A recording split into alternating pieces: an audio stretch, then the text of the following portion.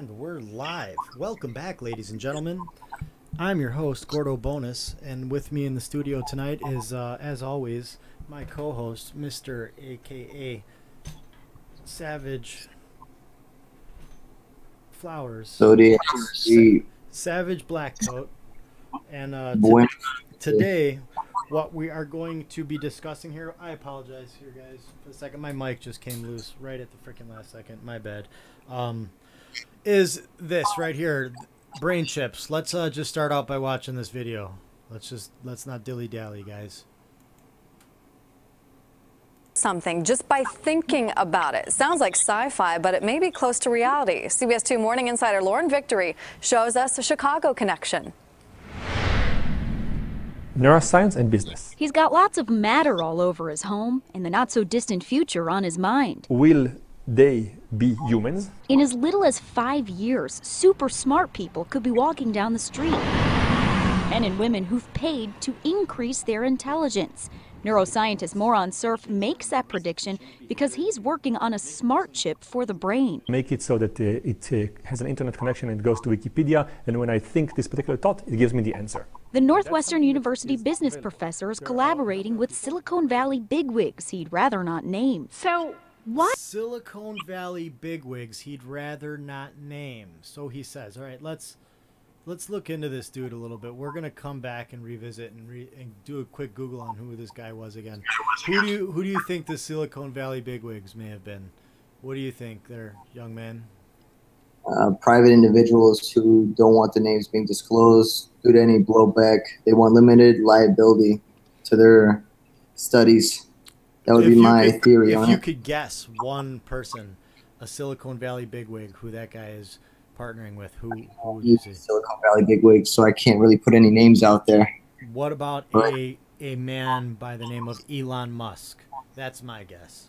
One of the bigwigs. He's the bigwig. Who's the one who said that he's going to be doing this? You know, he's the Neuralink. CEO of Neuralink. Yeah. And so he's like, oh, so that's what this dude's claiming, though, is he's working with some people. So he might be, keep in mind, this is mainstream media. I don't know, CBS, whatever. This is Chicago, my hometown. That's where I'm at, too, which is fucked up. And this thing's like, I think 2 days old, or maybe it was today that this video came out. But, yeah. What the fuck was I saying, dude? I just forgot my train of thought. Oh, yeah. Yeah, so, but keep in mind that, you know, maybe this could be bullshit. We're going to look into it, but there's a couple key things that I want you guys to pay attention to. So there's that one thing. Let's see this doctor, whose name is, he said he's not going to disclose who he's working with. My guess is Elon Musk. I mean, that's obviously what I think they're referring to, you know. I mean, they're wanting people to focus on that, or at least I am. I don't know. Maybe if you guys are like me, you would have noticed that too. So let's move on here. What if you could type directly from your brain? We know Facebook is chipping away at this. Tesla founder Elon Musk is too. Everyone is spending a lot of time right now on trying to find ways to get things into the brain without drilling a hole in your skull. Can you eat something that will actually get to your brain? Can you eat things in parts that will assemble inside your head? Mind-blowing, but relationships could be on the line. This is no longer a science problem, this is a social problem. Surf worries about creating intelligence gaps in our society. That's on top of gender, racial, and financial inequalities. So did you guys get that? So, and this is kind of something that that was a worry of mine too, after maybe only because you mentioned it. I don't know if I would have thought about it or anything, but if there's going to be if this is developed and we're able to have brain chips that make us super intelligent and there's a price tag on it and it's something that's not affordable, you know, by only a select few, then those select few that get it will obviously there will be intelligence inequality, and, you know, I mean, that'll be kind of fucked up. So yeah, that's something to think about. But moving on, and so that's kind of what they get into a little bit here. I think that's what this doctor is saying he's worried about too. They can make money by just thinking about the right investments, and we cannot. So they're going to get richer, they're going to get healthier, they're going to live longer.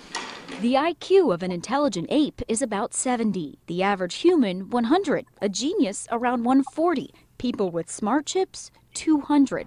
Will they even want to interact with us? But they're going to say, look at this cute human, Stephen Hawking. He can do differential equations in his mind just like a little baby with 160 IQ points. It's amazing. It's so cute. Now let's put it back in a cage and give it bananas. Time will tell, or will our minds? Lauren Victory, CBS 2 News. All right, I gotta say that part right there was a little weird.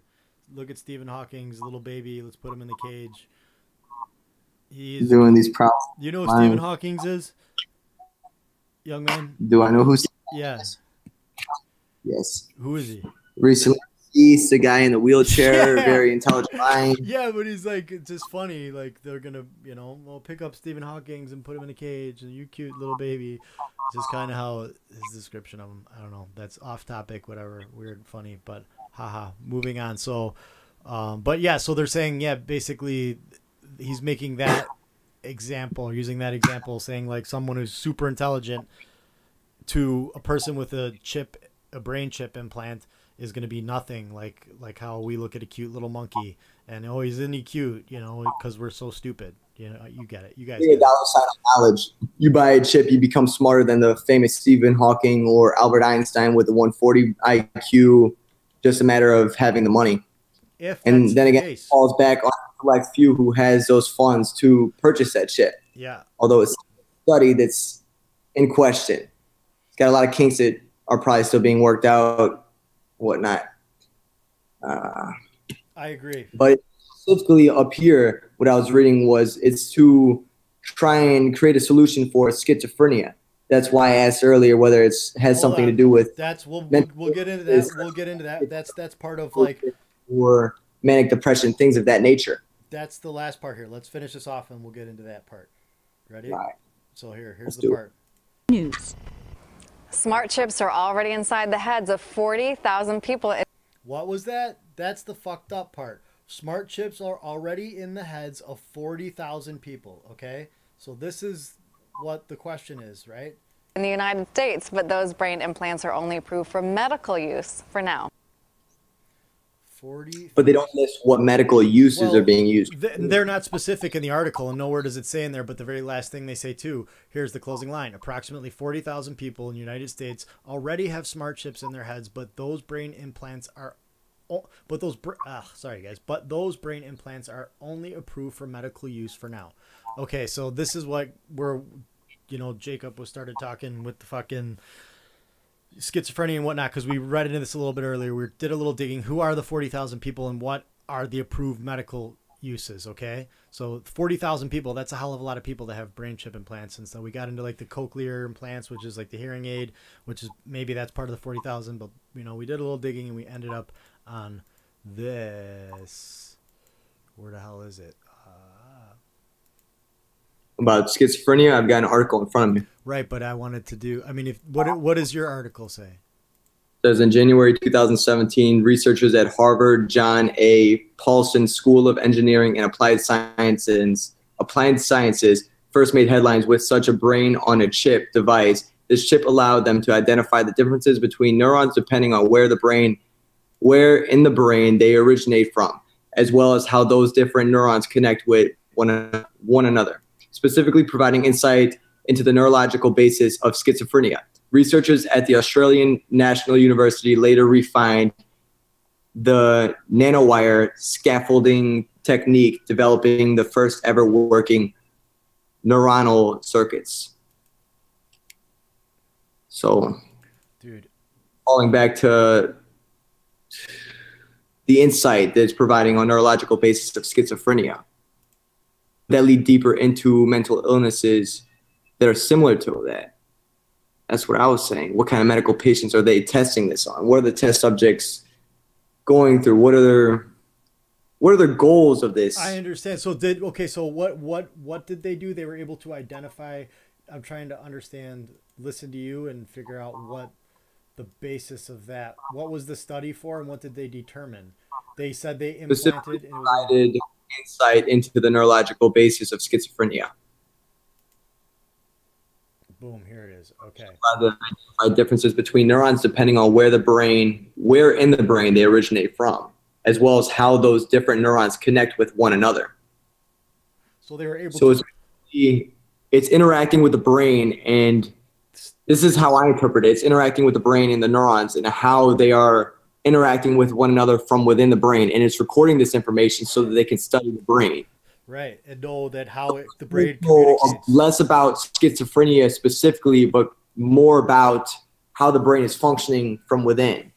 Right. Okay. So, all right. So, the Harvard, they did a study on the patients who had schizophrenia so the people had schizophrenia, and the only reason that they did the brain chip transplant was to determine how the brain communicated with itself. I'm confused. It says that the chip allowed them to identify the differences between neurons depending on where in the brain they originate from, as well as how those different neurons connect with one another, specifically providing insight into the neurological basis of schizophrenia. Okay, gotcha. So how they had to study normal humans to have the basis first, right? I would assume there had to be some sort of comparison, right? To say like, okay, this is a normal human brain. Now let's look at a schizophrenic human brain. So it seems like the obvious primary focus. So that's that one that you found, right? Obviously that's huge. And then I'm here on the NC, what is this? The National Library of Medicine and National Institutes of Health.gov. This is a government organization, whatever. And their focus thing is on like mental health too, again, right? So it seems like these are the things they're studying is abnormal mental health, right?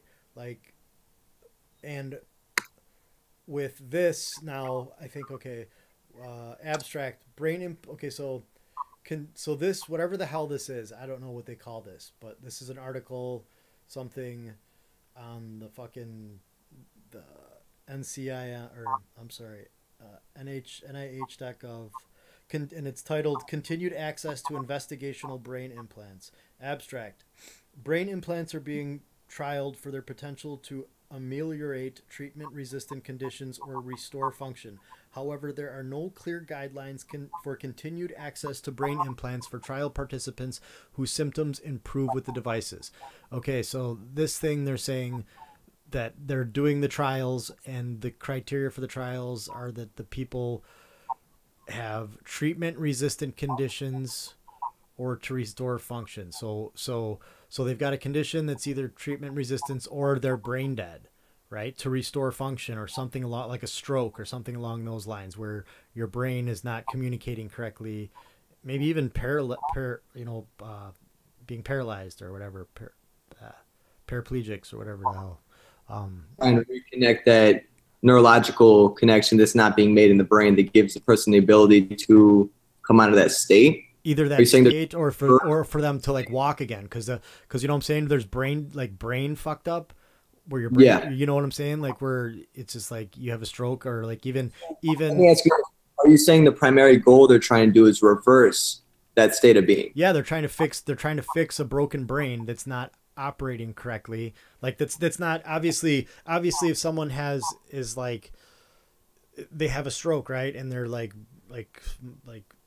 half their body is just disabled. They can't use it. Can't operate. But I'm saying that's one, like that's physically, right? So they're paralyzed, right? But also they have like brain function that doesn't work correctly. They forget their name. They like can't talk or something. Like they're almost retarded or whatever. Sorry. Yeah. Whatever. But like, so there's those two things to restore function, like physically or like mentally. There's that, and then there's also treatment resistant conditions, which it seems like moving in the article, public and private research.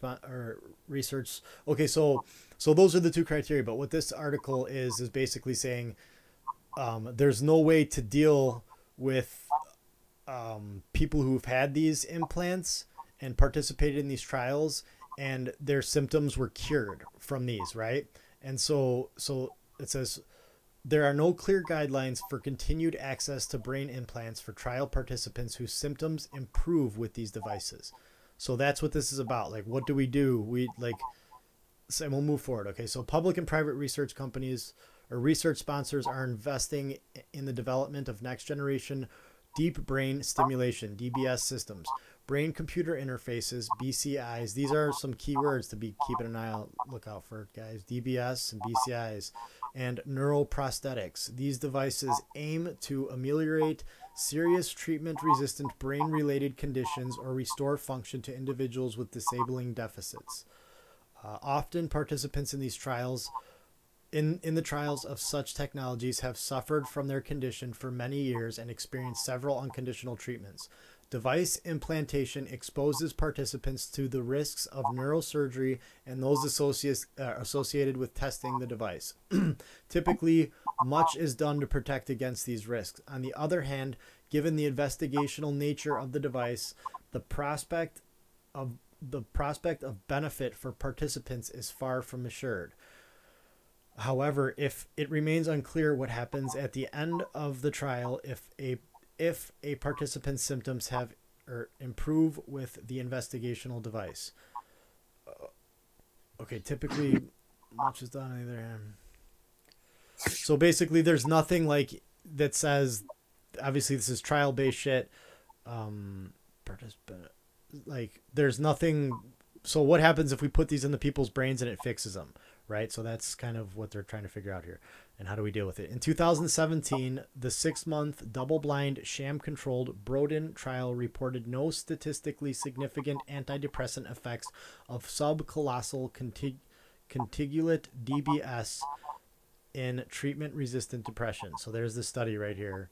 Boom, contigulant depression, blah, blah, blah. It's saying that it didn't. So 6-month double-blind sham-controlled Broden trial reported no statistically significant antidepressant effects. So it said that there was no, they didn't. What was that abbreviation you just used? BD what? DBS, which is deep brain stimulation. Which we discussed. Deep brain stimulation is basically stimulation. It's electric signals to the brain. The brain works with electricity, so don't think it's just zapping your brain. That's how our brain understands and communicates, is through electricity, essentially, energy, whatever, waves, you know. And so that's how this thing communicates with it. And at the same time, it's data. Yes. So, however, and that's, I mean, it's at its infancy, I'm sure. Maybe it is, maybe it isn't right now. Let's see here. Only individuals who had unsuccessful trials of treatment-resistant depression. Okay, so they're saying they didn't notice anything. It didn't do anything for antidepressant or for depression.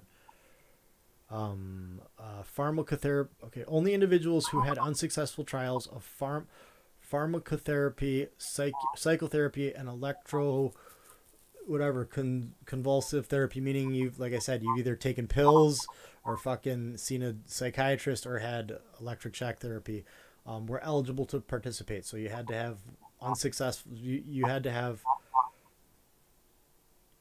unsuccessful treatment. Yeah. So in order to be able to participate in this, in order to have been a participant or to be a participant in this, you have to have tried one of those three. All right. After the initial sham controlled period, so what the fuck? We're eligible to treatment after the initial sham controlled period. The sponsor stopped recruitment. However, enrolled participants continued in the trial. All received active stimulation for 6 months, and 77 agreed to participate in a 4-year follow-up study. 33 months after the start of the initial trial, the sponsor terminated the follow-up study. At this point, 47% of the participants showed at least 40% improvement in depression symptoms, and 21% had achieved remission. Wow. Okay, some participants wanted to keep the device. However, the sponsor had agreed only to cover the cost of implant removal or a rechargeable battery. Thus, participants who wanted to continue to benefit from the device had to rely mostly on personal funds and researchers' advocacy for donations to keep it functioning. This is the norm, not the exception in brain implant trials. In fact, most sponsors do not cover the cost of device removal or a rechargeable battery. So some of these motherfuckers, so they're getting, this is working for 47%. All right, so here's the fucked up part. So they agreed to 6 months, right? They They didn't say how many. It says, does it say how many? No, initially, no, it doesn't. It just says, there is no initial amount, but it says, so active stimulation for 6 months, and 77 agreed to participate in a 4-year follow-up study. 33 months after the start of the initial trial, the sponsor terminated follow-up study. So how many is 33 months? So 6 months is 33 months is 24. It's like just under 3 years. Come on, mathematician. 2 years, 9 months. 12, 24. How many years? 2 years, 9 months. 2 years, 9 months. So they canceled the follow-up after 2 years, 9 months, right? At that point, 47% of the participants showed at least a 40% improvement, and that's fucking huge. and so this is a cure for, obviously makes you happy, and depression.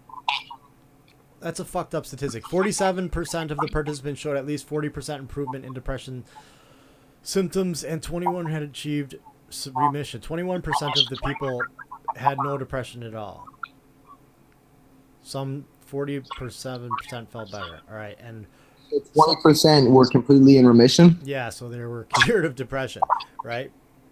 But now some of the people wanted to keep the shit in their head, and the fucking sponsor canceled it. And some of the sponsors for the test agreed to pay for either removal or a replacement battery. We don't know how long the battery lasts. We don't really know much about that. But some of the sponsors said that they won't even cover the cost of it. They just didn't have it worked in there because they didn't think, I don't know what the fuck, but this is goofy shit. The budget. Yeah. 40,000 people, the replacement of X amount of batteries, and the removal surgery. Well, they didn't say 40,000 people. Like it wasn't 40,000. So we never got a number here. We just got the 40,000 from the news article, and this is where we end up. Moving on. Oh my god, dude. You got to read this. From where? I'm on Tech Radar right now. Oh shit. Here, you know what?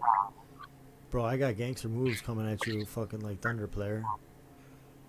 You want some of this? You want some of this hangout shit, bro? Can you read it? I'm just asking you serious. I'm just saying, after I send it, can you read it? What are you sending it to, my phone? It's coming in hot. It's coming in hot. Ready? 3, 2, 1. Momo. Boom. You got it? Where did you send it? To Hangouts? In a message? I gotta reopen it.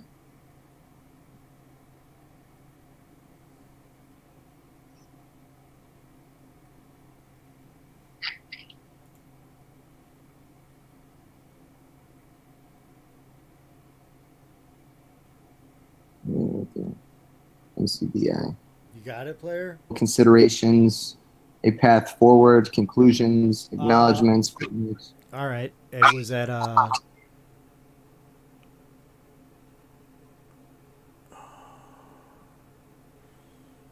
Where'd you stop? oh my god, dude. I only read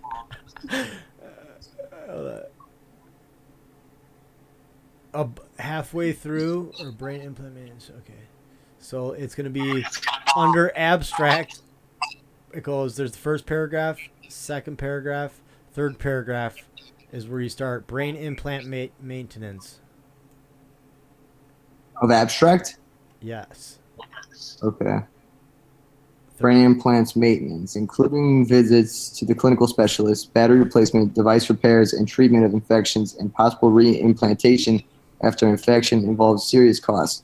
Even if a participant benefits, government and private health insurance plans often deny coverage for investigational brain implants. Yet maintaining a device is prohibitively costly for many, if not most, participants. Continued access to investigational interventions has been discussed in the context of drug trials such as those for HIV, AIDS, medications in developing countries. See the Council for International Organizations of Medical Sciences and World Health Organizations guidelines and the U.S. National Bioethics Advisory Commission report.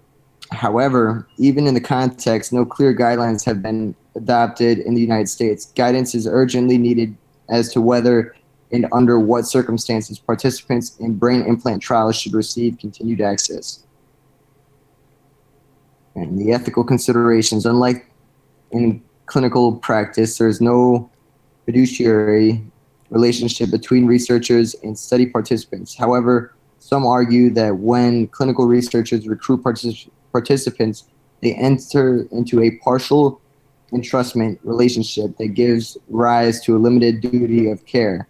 In brain implant trials, consenting participants authorize researchers to conduct neurosurgery and collect extensive data in exchange per the theory of partial entrustment. Researchers are obliged to provide ancillary care if, for example, something goes awry.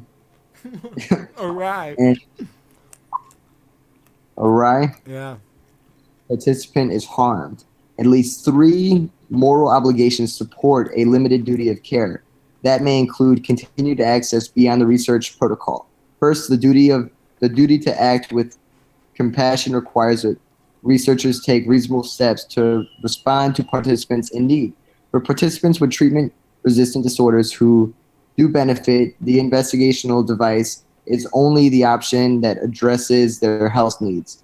Second, although the primary goal of research is to generate generalizable knowledge, researchers should agree with participants as a whole people and treat them with respect, not simply as a means to end a research ethics principle known as respect for persons. See the Belmont report. Once data are collected, leaving a participant alone to cover the cost of maintaining the device, even though most are predicted not to be able to cover these costs. Arguably, disrespects the participant by treating them merely as a source of data. Third, participants are increasingly considered partners in the research enterprise and arguably should receive more reciprocation for the participation, for example, in the form of return of results or continued access to beneficial experimental devices. Would like to continue? Yeah. Participants as partners is one of the core values of the United States National Institutes of Health, NIH, All of Us research program, which aims to collect genomic. Pardon me? Genomic? Do you see this? Genomic, medical, and lifestyle data from at least 1 million U.S. participants. The program involves potential participants in its steering committee and offers participants access to individual results. The NIH All of Us participation and the DISH participants as partners. Relatedly, the CIOMS/WHO guidelines explain how sponsors and researchers should consult with potential participants about plans and responsibilities for continued access. In brain implant trials, sponsors and researchers stand to benefit from participants' data, which potentially translates into patients, grants, patents, and profit. Therefore, sponsors and researchers arguably ought to reciprocate contributions by providing continued access to the device if it provides benefit.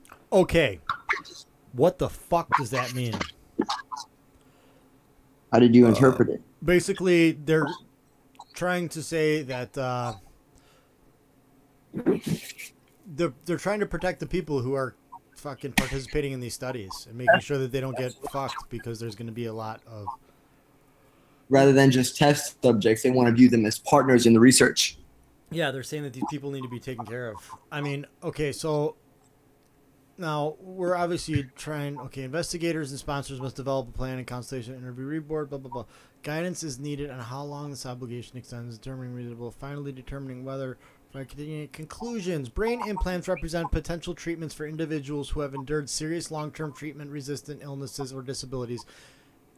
Investment in the development of these emerging technologies will be essential. However, for this research to be continued responsibly, taking responsible steps to facilitate continued access for participants who benefit from these technologies in an ethical imperative.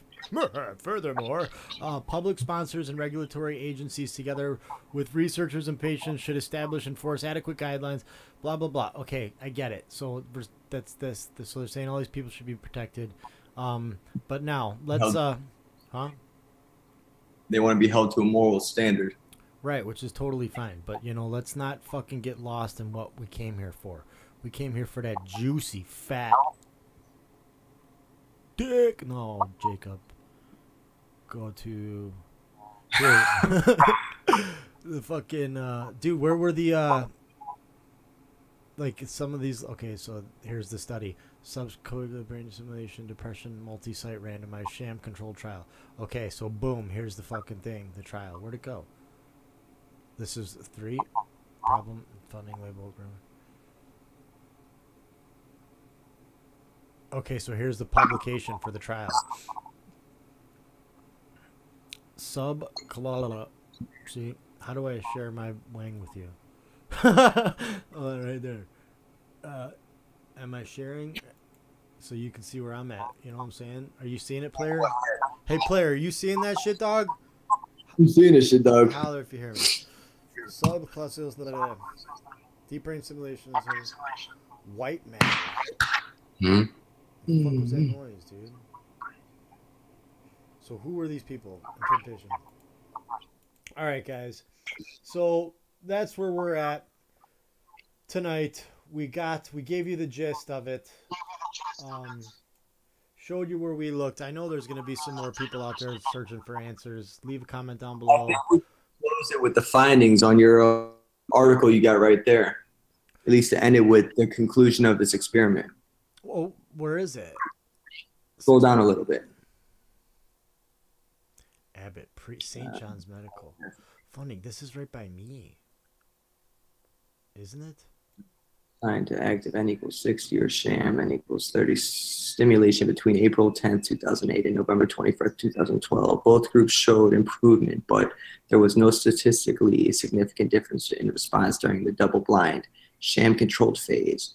12 bracket 20% close bracket patients in the stimulation group versus 17% of patients in the controlled group. 28 patients experienced 40 serious adverse events. 8 of these in 7 patients were deemed to be related to study, device, or surgery.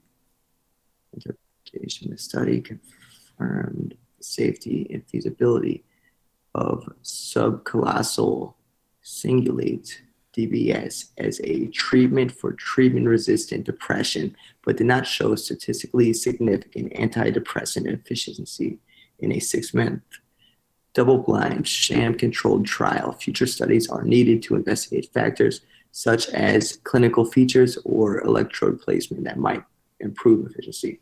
So basically, the study was proved inconclusive. Right. They didn't have enough information to actually come up with a final conclusion. So when they gave us that there was 90 people, right? So there's 90 participants. That's new, right? That wasn't in that other article, simulation of groups. But it doesn't say anything about them doing the fucking 4-year follow-up and why they canceled it. Right here, what's that say? The 12-month study followed up for 24 months. So the 1-year study that they followed up 2 years after the fact. Here's the study number. Where does that bring us? Clinicaltrials.gov. Oh, it's open to the public. That's right. Government has to do that. What the fuck is it? Clinical trial review. Doesn't have anything in there. Complete list of historical versions of study. Oh, bro, we're gonna get fucking Momo's in this bitch, dude. We're not supposed to be here right now. I'm not supposed to be here. Complete list. What do you think? That's gonna be some good shit. Continue to the history of changes for study. Whoa. There it is. We found it. Study status. Earliest version declared. So it's going on right now, too. The latest study is February of 2019. Is that a follow-up or is that a new Trial study? of this device is not approved or cleared by FDA. That's the validity of that question. We have no idea what we're looking at here. None of this shit. You know what I'm saying? Like, this is crazy. Pardon me. Latest version, February 1st, clinicaltrials.gov. I don't even know, like, key records date, history of changes, how to read a study record. Oh, hey.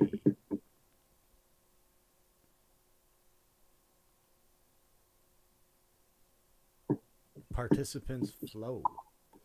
Where's participant flow? I want to fucking find these people with the things in their brains.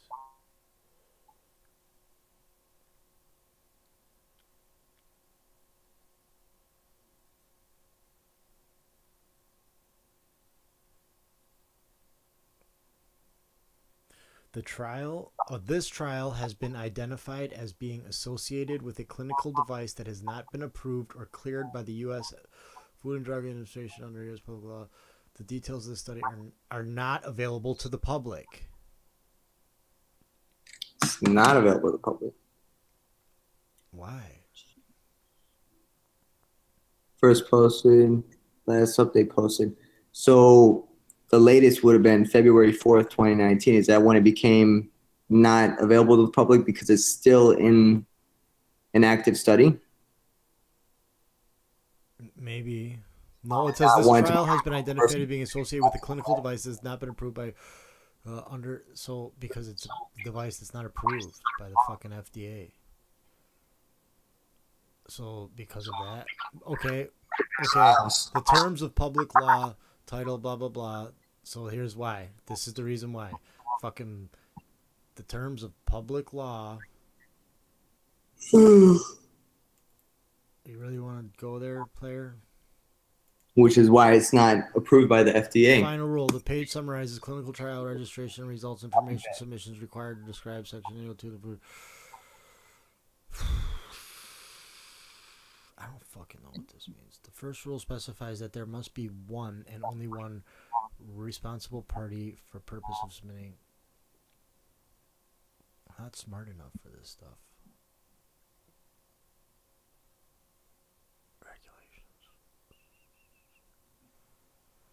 Shit, dude. Stay focused, maybe? I don't fucking know. No results. History of changes. So here's the good stuff that we had. Trials that is not approved use. So maybe that's why. Sponsor redacted.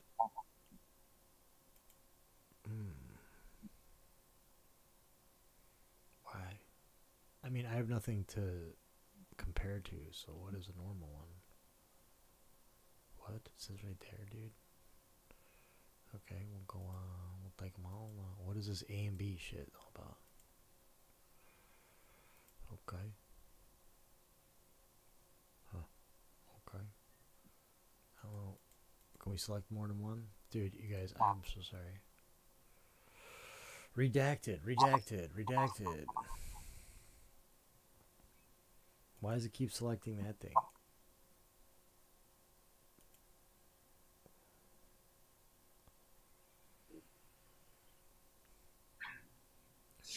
Dude.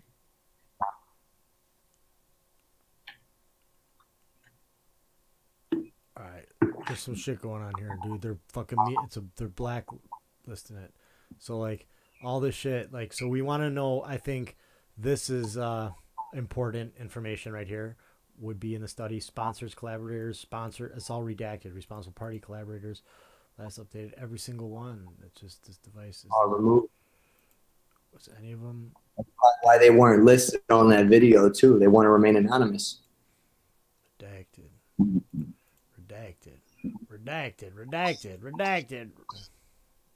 How do we access the redacted information?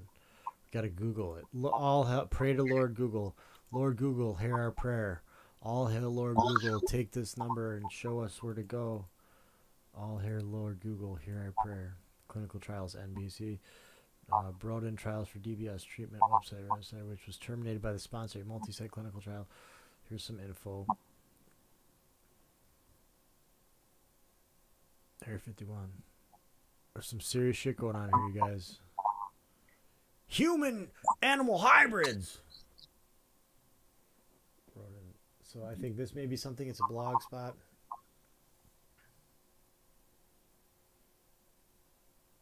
Oh. What is this subclause?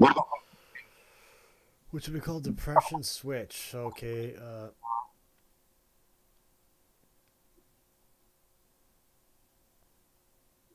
The main portion.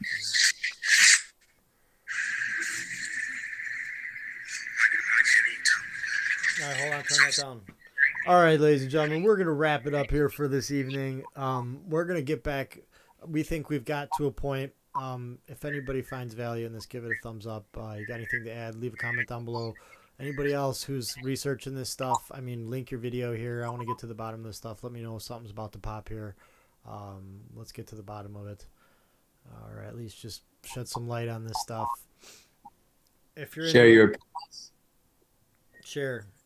Sharing is caring. Until next time, ladies and gentlemen, I'm Dick Barf. Oh, shit. And you're watching... What the fuck, dude? My camera went away, so you can't see who I am for Dick Barf. Go, me, whatever. You guys know. Here, no. This is Dick Barf, and I'm using your video now. Because mine's not working. Yeah. So just move your mouth like you're talking. Good evening, ladies and gentlemen. Thanks a lot and enjoy. I'm glad you tuned into the show. As always, I'm Dick Barf and here to save the planet. I love you all. Thanks for watching.